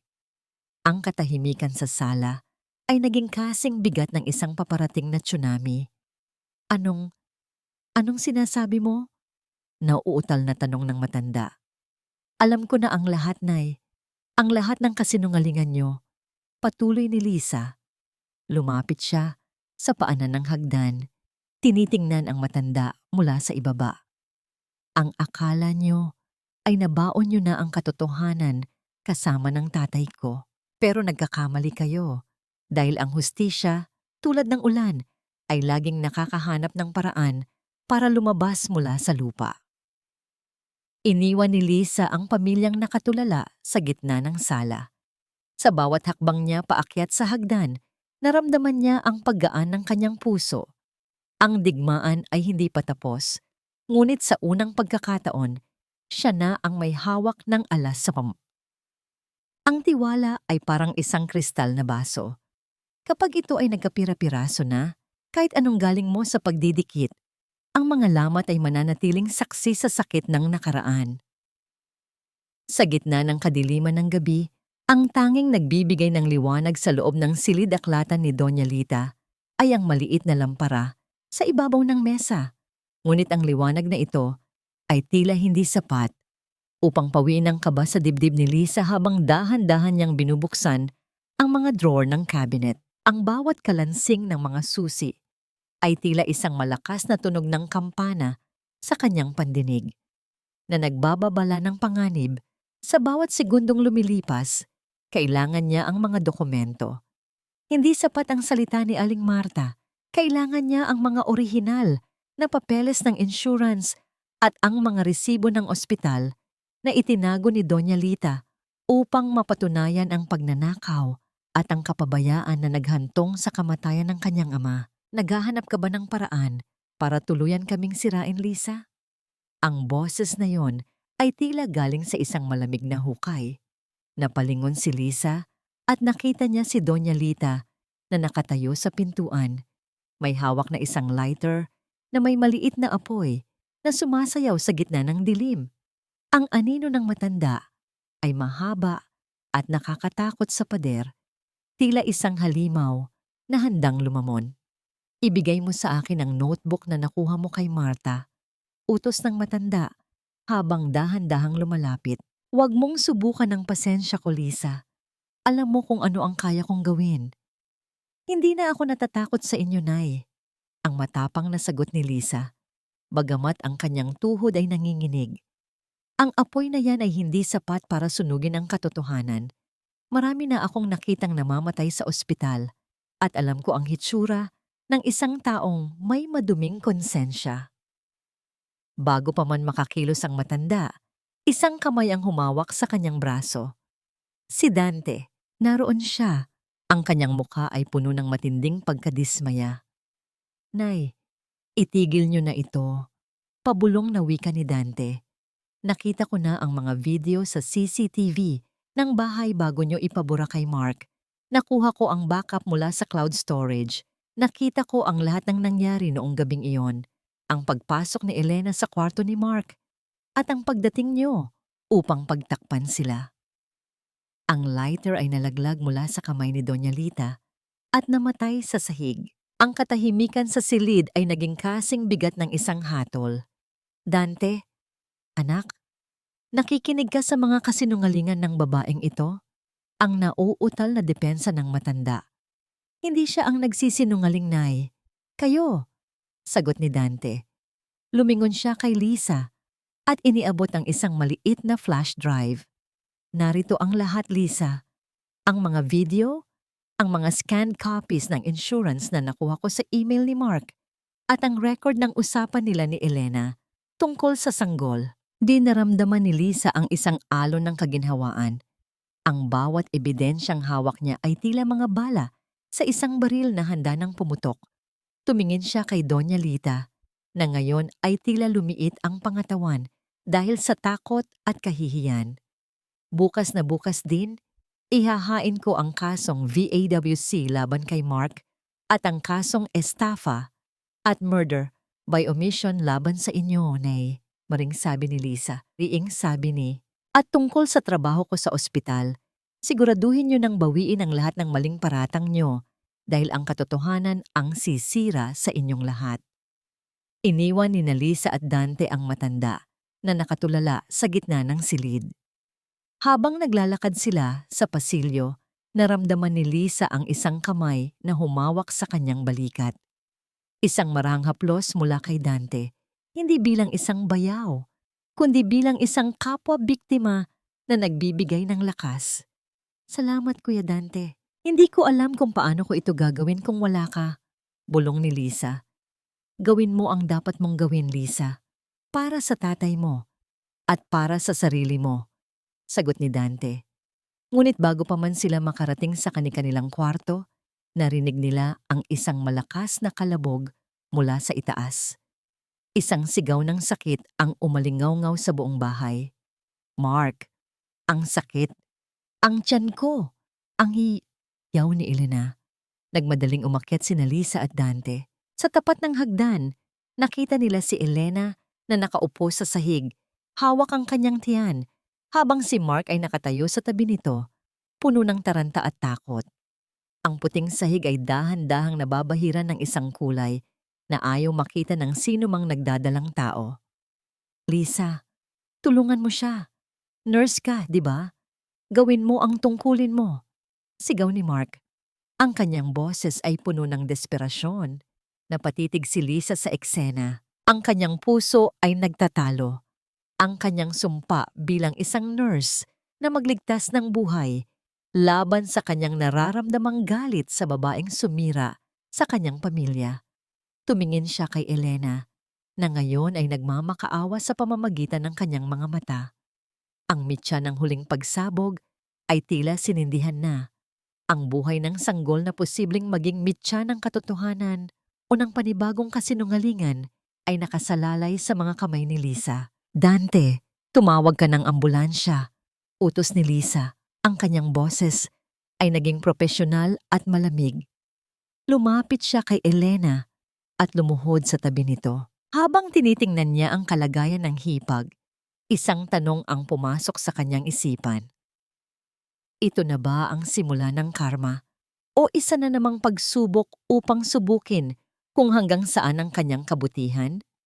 Ang mga mata ni Doña Lita mula sa likuran ay nanatiling nakatitig, naghihintay kung ang kanyang banta ay tuluyan ng magkakabisa o kung ang pader ng kanyang kapangyarihan ay tuluyan ng guguho sa harap ng lahat.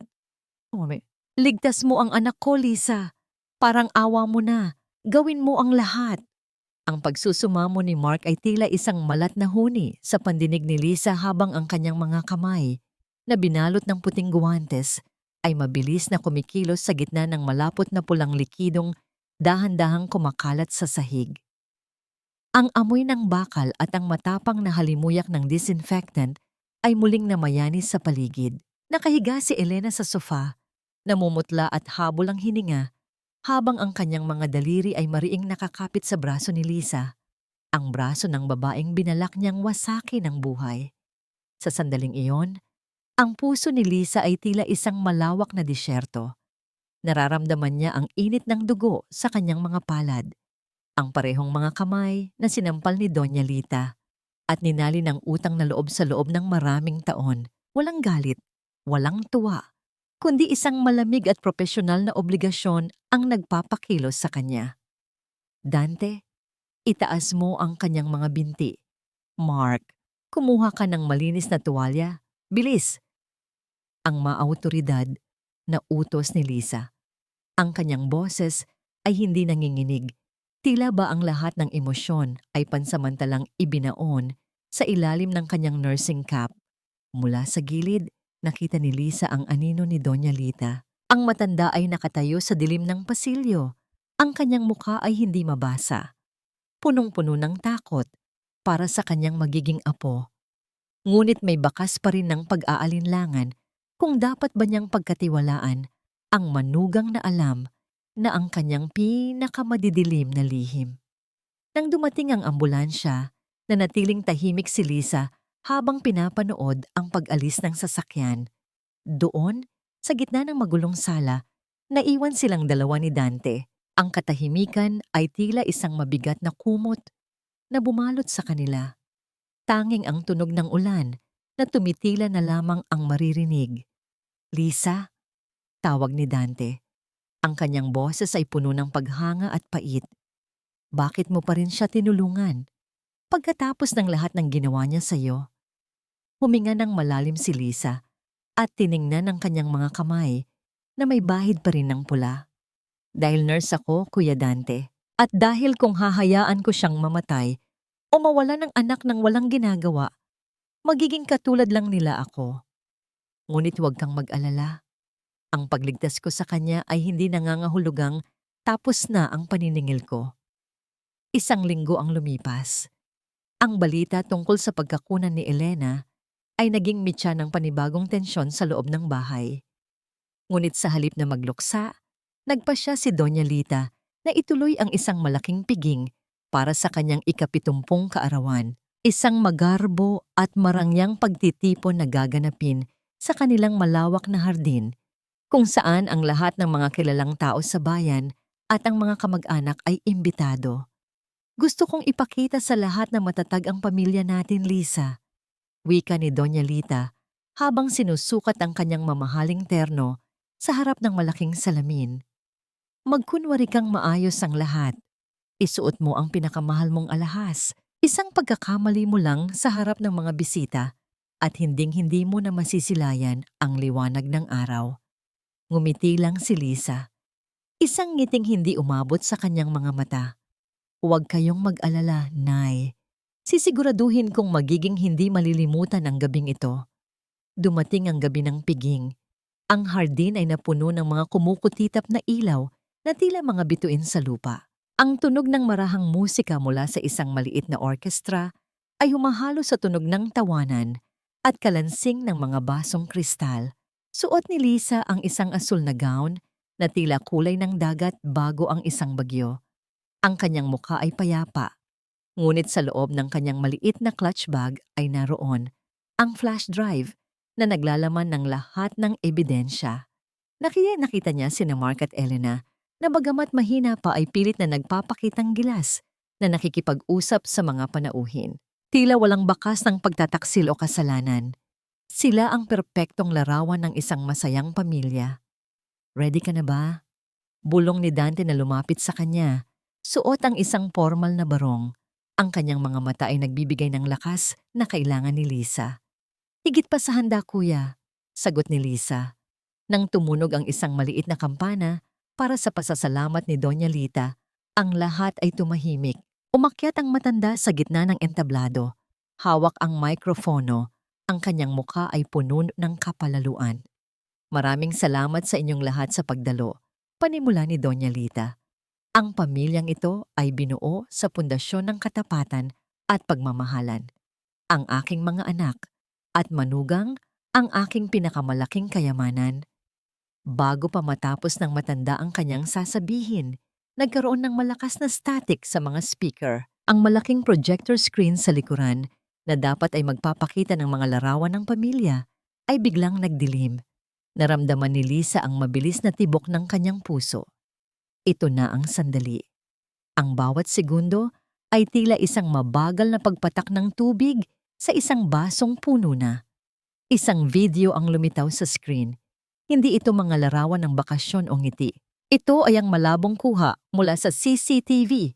Isang kuha ng dalawang tao sa loob ng isang silid, magkayakap. At ang boses ni Doña Lita na naguutos na burahin ang lahat ng ebidensya. Kasunod nito ay ang record ng usapan tungkol sa insurance ng ama ni Lisa. Ang bawat salita ay tila isang malakas na sampal sa katahimikan ng gabi. Ang mga bulungan sa paligid ay naging parang isang dambuhalang alon na humahampas sa dalampasigan. Ang mga mukha ng mga bisita ay napalitan ng pagkagulat at pagkadiri. Dahan-dahang naglakad si Lisa patungo sa entablado. Ang bawat hakbang ng kanyang sapatos sa semento ay tila isang huling hatol. Kinuha niya ang mikropono mula sa nanginginig na kamay ni Doña Lita na ngayon ay tila isang rebultong nawalan ng buhay. Ang piging na ito ay hindi para sa kaarawan. Ang boses ni Lisa ay umalingaw-ngaw sa buong hardin. Malinaw at matatag, ito ay para sa katotohanan. At ang katotohanan ay, ang pamilyang hinahangaan nyo ay nakatayo sa ibabaw ng mga bangkay at kasinungalingan. Tumingin si Lisa kay Mark, kay Elena, at huli sa kanyang biyenan. Ang hangin ay naging kasing lamig ng yelo at ang lahat ay naghihintay sa susunod na sasabihin ng babaeng matagal nilang inakalang martir. Ngunit ngayon ay siyang maglulubog sa kanila sa hukay ng sarili nilang kahihiyan. Hindi sapat ang isang gabi upang bayaran ang lahat ng ninakaw nyo sa akin, sapagkat ang kinuha nyo ay hindi lamang pera, kundi ang buhay ng aking ama at ang dangal na matagal kong iningatan. Ang boses ni Lisa ay hindi sumisigaw, ngunit ang bawat salita ay tila isang malakas na dagundong na yumanig sa buong hardin. Ang katahimikan ng mga panauhin ay naging kasing bigat ng isang libingan. Ang mga mukha ng mga taong kanina lamang ay nagtatawanan ngayon, ay punong-puno ng pagkadiri, habang ang kanilang mga mata ay nakapako pa rin sa malaking screen. Doon, ang imahe ni Mark at Elena sa loob ng silid ay tila isang mantsang hindi na kailanman mabubura. Lisa, itigil mo ito. Nababaliw ka na. Ang hiyaw ni Mark habang sinusubukang umakyat sa entablado. Ngunit bago pa siya makalapit ay hinarang na siya ni Dante. Ang braso ni Dante ay tila isang bakal na harang at ang kanyang tingin sa kapatid ay puno ng nakakangilong puot. Huwag mong susubukang hawakan siya, Mark. Ang malamig na banta ni Dante. Tapos na ang paghahari niyo sa loob ng bahay na ito. Napalingon si Lisa kay Doña Lita. Ang matanda ay nakatayo sa tabi ng entablado. Ang kanyang mukha na dati ay puno ng kapalaluan ngayon ay tila isang tuyong dahon na handang tangayin ng hangin. Ang hiya, ang kinatatakutan niyang kahihiyan sa harap ng lipunan, ay tuluyan ng sumabog sa kanyang mukha. Nanginginig ang kanyang mga labi at ang kanyang mga kamay na nakasuot ng mamahaling alahas ay nagsimulang mangatal ng hindi kontrolado. Ang akala niyo ay habang buhay akong mananatiling bulag dahil sa utang na loob, patuloy ni Lisa habang nakatitig ng diretso sa biyenan. Pero ang katotohanan ay kayo ang may malaking utang sa akin. Utang niyo ang bawat segundong kinuha niyo sa huling hininga ng tatay ko para lamang sa pera ng insurance. Isang malakas na singhap ang narinig mula sa mga bisita. Ang mga bulungan ay tila naging isang malakas na agos ng tubig. Sa sandaling iyon, dalawang lalaking nakauniporme ng pulis ang dahan-dahang pumasok sa hardin, hindi para sa gulo, kundi para sa katarungan. Doña Lita, Mark, mayroon kaming warrant para sa inyong pag-aresto dahil sa kasong estafa at falsification of public documents at investigasyon para sa murder by omission. Pahayag ng opisyal, ang tunog ng mga posas na inilalabas ay tila isang huling hatol sa katahimikan. Napasandal si Doña Lita sa pader. Ang kanyang mga mata ay unti-unting tumirik hanggang sa mawalan siya ng malay at bumagsak sa sahig. Walang lumapit upang tulungan siya, maliban sa ilang katulong na tila nagdadalawang isip pa. Ngunit ang pinakamatinding pasabog ay hindi pa tapos. Si Elena, na kanina pa nakaupo sa isang tabi at umiiyak, ay biglang tumayo. Ang kanyang mukha ay puno ng desperasyon at isang uri ng baliw na katapangan. Sige, ipakulong niyo kaming lahat, hiyaw ni Elena habang nakaturo kay Mark. Pero gusto kong malaman niyo, ang sanggol na nawala sa akin, ang anak na akala ni Dante ay sa kanya. Hindi iyon kay Dante. Kay Mark iyon. Mark, ang sarili mong kapatid, ang naging kabit ko at ang ama ng anak. na pinatay ng pamilyang ito. Ang bawat salita ni Elena ay tila isang lason na kumalat sa hangin. Ang mukha ni Dante ay nawalan ng kulay, tila ba ang kanyang buong mundo ay tuluyan ng gumuho sa isang iglap. Tumingin siya kay Mark at pagkatapos ay kay Elena bago dahan-dahang tumalikod at naglakad palayo sa karamihan. Ang kanyang mga balikat ay nanginginig, hindi sa takot, kundi sa matinding sakit ng pagkakanulo ng sariling dugo. Pinanood ni Lisa ang pag-alis ng mga pulis kasama si Mark na nakayuko at si Elena na nagwawala.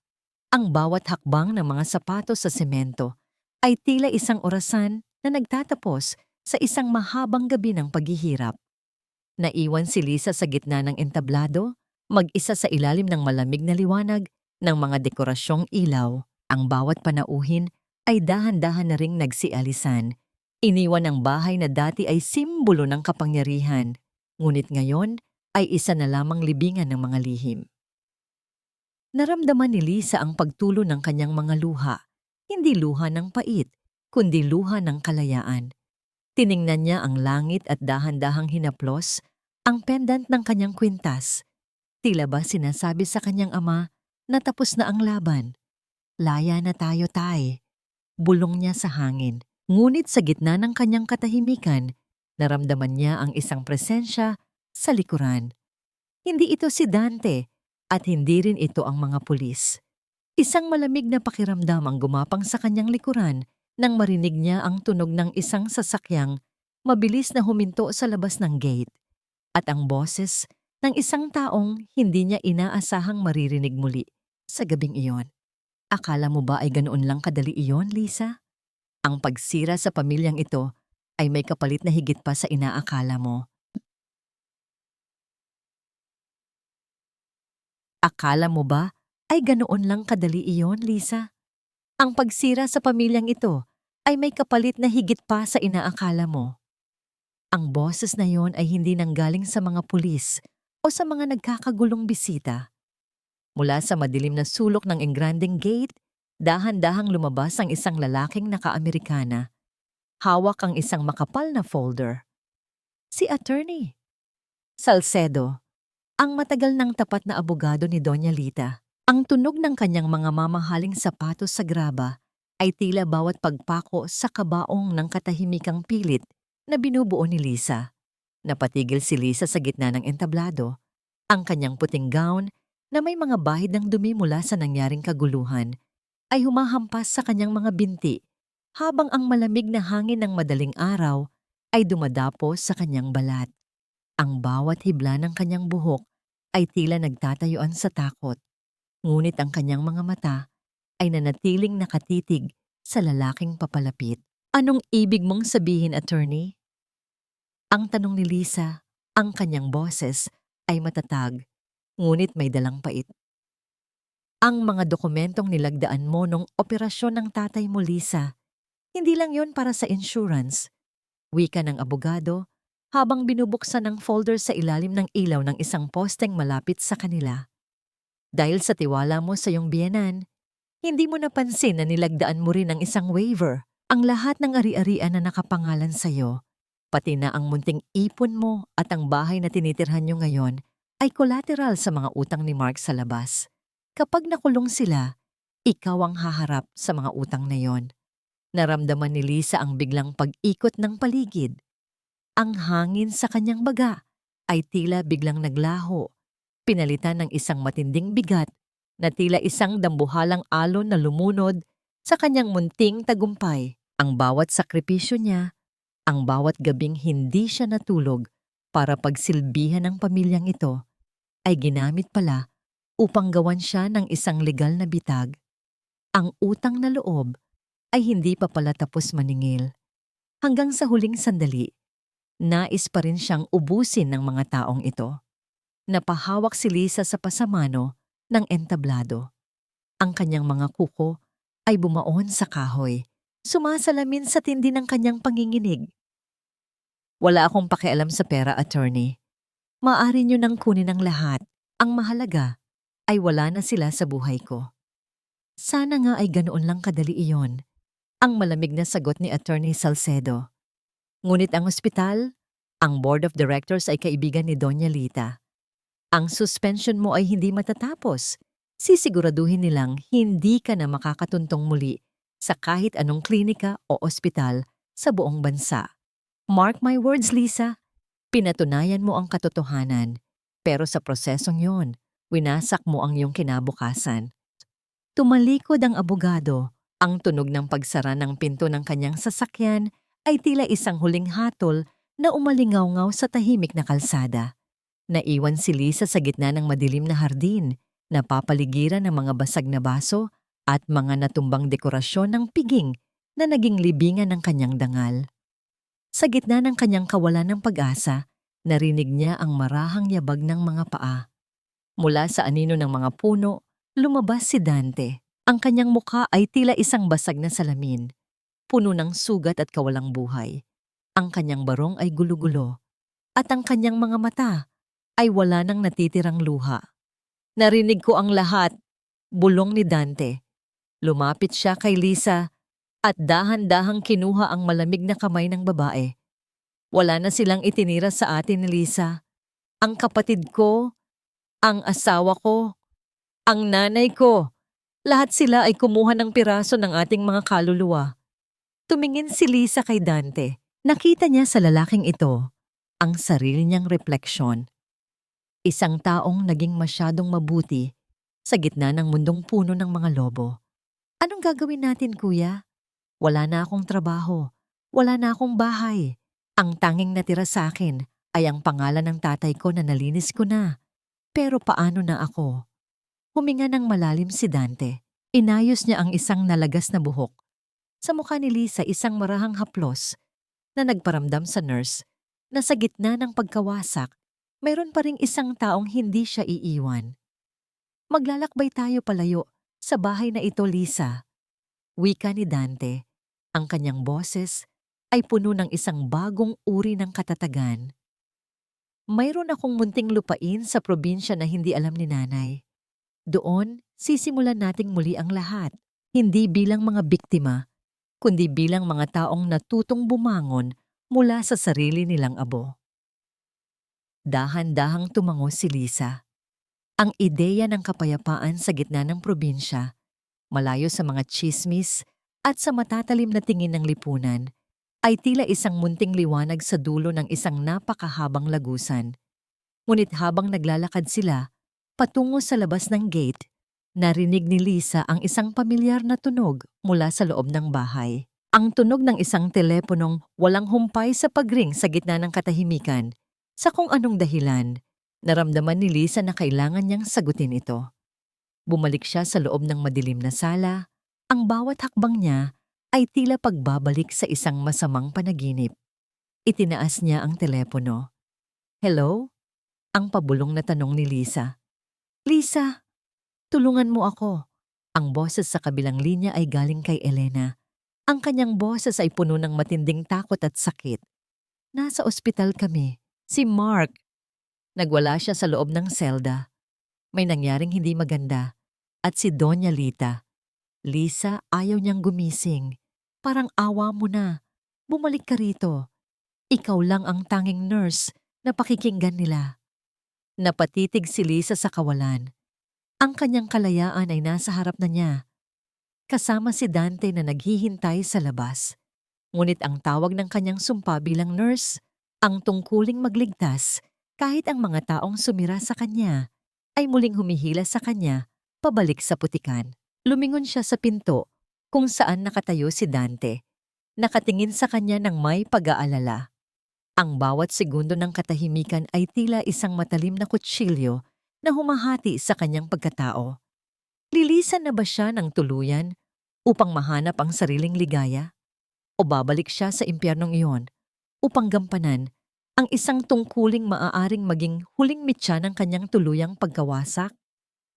Ang tunay na paglaya ay hindi matatagpuan sa pagtakbo palayo sa dilim, kundi sa pagharap dito ng may dalang liwanag na hindi nila kayang apulahin.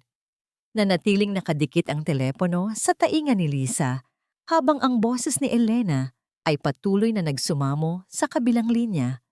Ang bawat salita ng hipag ay tila mga latigo na humahampas sa kanyang konsensya. Lumingon si Lisa sa pintuan.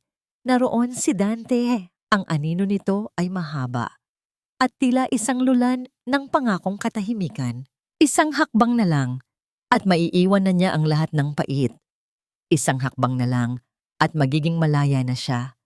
Ngunit ang mga kamay ni Lisa, ang mga kamay na sinanay sa loob ng maraming taon upang magbigay ng lunas, ay tila may sariling isip. Ang kanyang panunumpa bilang nurse, ang Florence Nightingale Pledge, ay umalingaw-ngaw sa kanyang isipan. Mas malakas pa sa sigaw ng kanyang hapis. Dante! Tawag ni Lisa. Ang kanyang boses ay puno ng kapayapaang hindi maipaliwanag. Kailangan kong pumunta roon, hindi para sa kanila, kundi para sa sarili ko. Ayokong umalis sa bahay na ito na may bitbit na pagsisisi na tinalikuran ko ang tanging bagay na nagpapakita kung sino talaga ako. Hindi sumagot si Dante. Lumapit siya kay Lisa at marahang hinaplos ang kanyang balikat. Sa kanyang mga mata, nakita ni Lisa ang isang malalim na paggalang. Sasamahan kita, Lisa. Hanggang sa huling sandali, hindi kita bibitawan. Pagdating nila sa ospital ng piitan, ang amoy ng luma at malamig na semento ay sumalubong sa kanila. Doon, sa loob ng isang maliit na ward, nakita ni Lisa si Doña Lita. Ang matanda na dating puno ng kapangyarihan ay ngayon ay tila isang tuyong sanga na nakakabit sa mga tubo ng swero. Ang kanyang mukha ay tabingi dahil sa stroke at ang kanyang mga mata ay puno ng matinding takot. Ang takot ng isang taong alam na wala nang darating upang siya ay iligtas. Sa kabilang kama, naroon si Mark. Ang kanyang mga kamay ay nakaposa sa rehas ng kama. Ang kanyang mukha ay puno ng mga pasa mula sa pakikipag-away sa loob ng selda. Nang makita niya si Lisa, ang kanyang mga mata ay nangilid ng luha. Lisa, sorry. Sorry sa lahat. Ang pabulong na wika ni Mark, ang kanyang boses ay tila isang sirang plaka. Hindi nagsalita si Lisa. Lumapit siya kay Doña Lita at sinuri ang kalagayan nito. Ang bawat galaw ni Lisa ay maingat, puno ng profesionalismo at walang halong puot. Ginawa niya ang lahat ng kailangang gawin. Ang pag-aayos ng posisyon ng matanda, ang paglilinis ng mga sugat nito, at ang pagtitiyak na maayos ang daloy ng kanyang gamot. Matapos ang ilang oras, tumayo si Lisa at hinarap ang kanyang asawa at ang kanyang biyenan. Ang sikat ng araw sa madaling araw ay dahan-dahang pumapasok sa maliit na bintana ng ward, nagbibigay ng isang maputlang liwanag sa silid. Ginawa ko ito dahil nurse ako. Simula ni Lisa, ang kanyang tinig ay malinaw at payapa. At dahil ang katulad niyo ay hindi karapat-dapat na maging dahilan para maging masamang tao ako. Mark, ang mga papeles para sa annulment ay ipadadala ng abogado ko sa iyo rito. Nay, ang lahat ng ari-ari ang kinuha niyo, hayaan niyo na sa mga bangko. Wala na akong pakialam sa mga yon. Kinuha ni Lisa ang kanyang bag at hinarap si Elena na nakatayo sa isang sulok, mukhang lusyang at nawalan na ng dating ganda. Elena, nahanap ko na rin ang ebidensya na ang pera ni Dante na ipinapadala mo sa ibang account ay nandoon pa. Ibabalik mo yon sa kanya o idaragdag ko ang kasong pagnanakaw sa mga kinakaharap niyo ngayon. Lumabas si Lisa ng ospital kasama si Dante. Ang bawat hakbang niya sa semento ay tila pagtatanggal ng isang mabigat na kadena sa kanyang mga paa. Ang hangin sa labas ay sariwa, amoy ng bagong umaga at ng kalayaan. Bumalik sila sa lumang bahay sa huling pagkakataon. Kinuha ni Lisa ang larawan ng kanyang ama at ang kanyang nursing license na sa wakas ay nalinis na rin ang pangalan sa tulong ng mga testimonya ni Dante at Aling Marta. Tiningnan niya ang bahay na naging saksi sa kanyang pagtitiis. Ngayon, ang bawat anino rito ay tila naglalaho na sa ilalim ng sumisikat na araw. Handa ka na ba, Lisa? Tanong ni Dante habang inilalagay ang huling gamit sa sasakyan. Handa na ako, kuya, sagot ni Lisa. Ang kanyang mga mata ay kumikinang sa pag-asa. Sumakay sila sa sasakyan at dahan-dahang lumayo sa lugar na yon. Habang tinitingnan ni Lisa ang kalsada sa salamin ng sasakyan, nakita niya ang kanyang sarili. Hindi na ang martir na asawa, hindi na ang biktima ng utang na loob, kundi isang babaeng buo, matatag, at handang sumalubong sa sarili niyang bukas. Sa malayo, ang mga bundok ng probinsya ay tila naghihintay, nag-aalok ng isang tahimik na kanlungan kung saan ang mga sugat ay dahan-dahang mahihilom. Ang bawat pag-ikot ng gulong ay tila isang awit ng paglaya, isang himig na matagal nang ninanais ng kanyang puso. Isang taon na ang nakalipas mula nang iwan ni Lisa ang maingay at magulong mundo ng Maynila. Ngayon, ang bawat umaga niya ay nagsisimula sa tunog ng banayad na agos ng tubig, sa sapa, at ang sariwang amoy ng mga punong kahoy na basa pa sa hamog. Wala na ang amoy ng antiseptic na humahalo sa pait ng kanyang mga luha.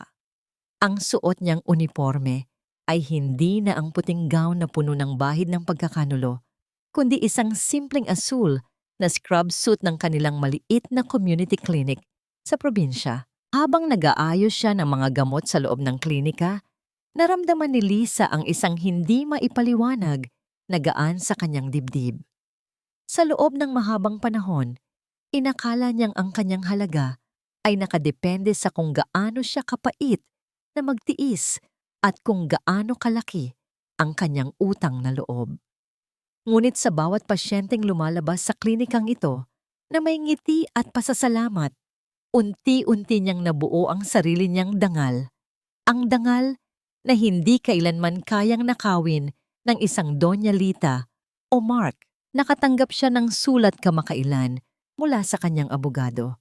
Si Mark ay nananatili sa loob ng selda at ang balita ay tila nawala na ang kanyang dating lakas. Si Doña Lita naman ay nananatiling nakahiga sa isang nursing home, hindi na nakapagsasalita at tanging ang kanyang mga mata na lamang ang nagsisilbing saksi sa kanyang sariling kalungkutan. Si Elena, ang huling balita ay nagtatrabaho ito sa isang malayong bayan, namumuhay ng mag-isa at puno ng kahihiyan. Nang maramdaman ni Lisa na wala nang natitirang galit sa kanyang puso, doon niya natanto na tunay na siyang malaya. Ang pagpapatawad na ibinigay niya ay hindi para sa kanila upang mapawi ang kanilang kasalanan, kundi para sa kanyang sarili, upang ang anino ng nakaraan ay hindi na muling humarang sa sikat ng kanyang araw. Dahan-dahang bumukas ang pinto ng klinika. Hindi ito pasyente. Isang lalaking may dalang isang maliit na basket ng mga sariwang prutas ang pumasok. Si Dante. Ang kanyang balat ay mas naging kayumanggi dahil sa pagtatrabaho sa kanilang munting bukirin. At ang kanyang mga mata ay wala na ang lungkot na dati ay tila isang dambuhalang alon na lumulunod sa kanya. Masyado ka na namang nagpapakapagod, Lisa. Nakangiting wika ni Dante habang inilalapag ang basket sa mesa. Hapon na. Sabi mo ay manonood tayo ng dapit hapon sa tabing dagat. Sandali na lang, Dante. Tinatapos ko lang itong inventory. Sagot ni Lisa. Ang kanyang boses ay puno ng tamis na matagal ding nawala. Lumapit si Dante sa kanya. Ang kanyang kamay, na bagamat may mga kalyo dahil sa pagsasaka, ay marahang humawak sa kamay ni Lisa. Isang haplos na puno ng respeto, pag-iingat, at isang uri ng pag-ibig na hindi humihingi ng kapalit. Hindi ito ang pag-ibig na nakakasakal, kundi ang pag-ibig na nagsisilbing kanlungan. Salamat sa pagsama sa akin dito, Lisa. Bulong ni Dante. Salamat sa pagbibigay sa atin ng pagkakataong mabuhay muli. Lumabas silang dalawa sa klinika at naglakad patungo sa dalampasigan. Ang langit ay dahan-dahang nagbabago ang kulay, mula sa asul patungo sa kulay kahel at lila. Tila isang napakalaking painting na binuo ng tadhana. Umupo sila sa buhanginan habang ang bawat paghampas ng alon sa kanilang mga paa ay tila isang paglilinis sa mga huling bakas ng pait. Ipinatong ni Lisa ang kanyang ulo sa balikat ni Dante. Sa unang pagkakataon, Sa loob ng maraming taon, naramdaman niya ang tunay na kapayapaan. Ang katahimikan sa pagitan nila ay hindi nakakailang, kundi puno ng unawaan. Alam mo, Dante, panimula ni Lisa habang nakatingin sa papalubog na araw. Natutunan ko na ang tunay na pag-ibig ay hindi dapat maging isang bilangguan at ang sakripisyo, kapag ito ay ginamit upang sirain ang iyong pagkatao, ay hindi na kabutihan. Tama ka, Lisa, sagot ni Dante habang marahang pinagsasama ang kanilang mga daliri. Ang pinakamahalagang pangako na dapat nating tuparin ay ang pangako sa ating sarili na hindi na tayo muling magpapaapi sa anino ng iba. Ang dapit hapon ay tuluyan ng lumalim, ngunit para kay Lisa, ito ang pinakamaliwanag na bahagi ng kanyang buhay. Ang bawat sugat niya ay naging mga pilat na nagsisilbing tanda ng kanyang katatagan. Natagpuan niya ang katarungan hindi sa paghihiganti, kundi sa pagbuo ng isang buhay na malayo sa kasinungalingan. Natagpuan niya ang biniyen sa piling ng isang lalaking naging kakampi niya sa dilim. At ngayon, ay kasama niya sa pagsalubong sa liwanag. Ang paglaya ay hindi lamang ang pag-alis sa isang bahay, kundi ang pagpili na mahalin ang sarili higit sa anumang utang na loob. Habang ang mga bituin ay dahan-dahang lumalabas sa langit, alam ni Lisa na ang kanyang kwento ay hindi nagtatapos sa sakit, kundi sa isang matamis at payapang simula. Ang bawat paghinga niya ay isang awit ng pag-asa, isang himig ng katotohanan na kailanman ay hindi na muling matatahimik.